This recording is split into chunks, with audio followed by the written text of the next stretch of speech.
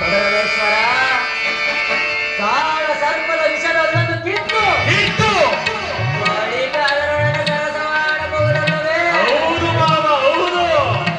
ದುರ್ಯೋಧನ ಕೃಷ್ಣನಿಗಿಂತಲೂ ಅವನ ವಿಜಯೋನ್ಮತ್ತವಾದ ಯಾದವ ಸೈನ್ಯದ ಅವಶ್ಯಕತೆ ನಿನಗತಿ ಹೆಚ್ಚಿತ್ತು.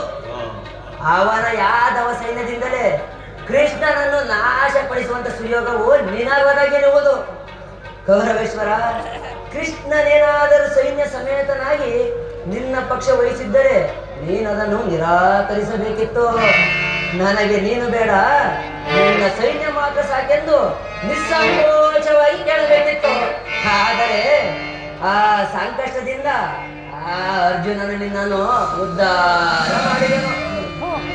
ಮಾವ, ನೀನು ಹೇಳಿದಂತೆ ಕೃಷ್ಣನ ವಂಶಕನೇ ಇರಬಹುದು, ಆದರೆ ಅವನ ಮೇಲಿನ ದ್ವೇಷದಿಂದ ಪಾಪ ಮಾವ ಪಾಂಡವರನ್ನು ಹಿಂಸಿಸಬೇಕಾಗುವುದಲ್ಲ. ದುರ್ಯೋಧನ, ಪಾಪ ಪುಣ್ಯ ನಿನ್ನ ಬಾಯಲ್ಲಿ ಛೇ ಛೇ. ಪಾಂಡವರಿಂದ ಕೃಷ್ಣನನ್ನು ಬೇರೆ ಮಾಡಲಾಗದು. ಅವರೆಲ್ಲರೂ ಅವನ ಆಜ್ಞಾಧಾರಕರು. ನೀನು ಹೇಳಿದಂತೆ ಸಂಧಿಗೆ ಸಮ್ಮತಿಸಿ ಪಾಂಡವರಿಗೆ ಆಶ್ರಯವನ್ನು ಕೊಟ್ಟಿದ್ದೇ ಆದರೆ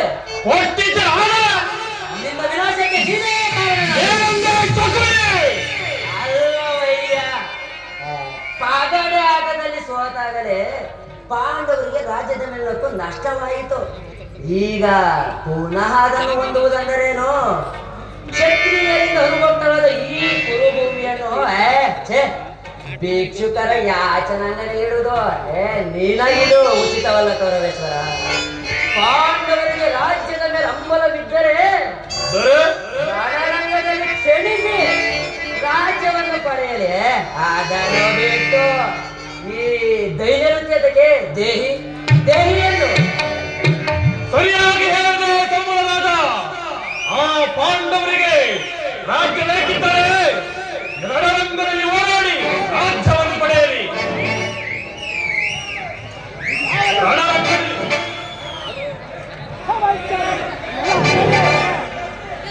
ಇಲ್ಲವೇ ಅವರಿಗೆ ಸೂರ್ಯ ಮನೆಯಷ್ಟು ಭೂಮಿಯನ್ನು ಕೊಡಲಾಗುವುದಿಲ್ಲ.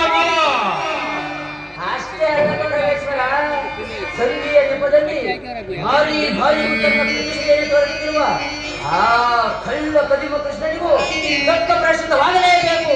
ಆಗಲೇಬೇಕು ಮಾವ.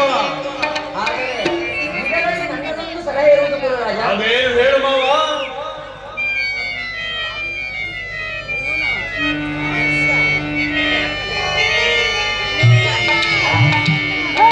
ಗೌರವೇಶ್ವರ, ಯಥಾಸಮಯದಲ್ಲಿ ವಿಜ್ಞಾಪಿಸುವೆನು. ರಾಜ್ಯಸಭೆಗೆ ವೇಳೆ ಆಯಿತು.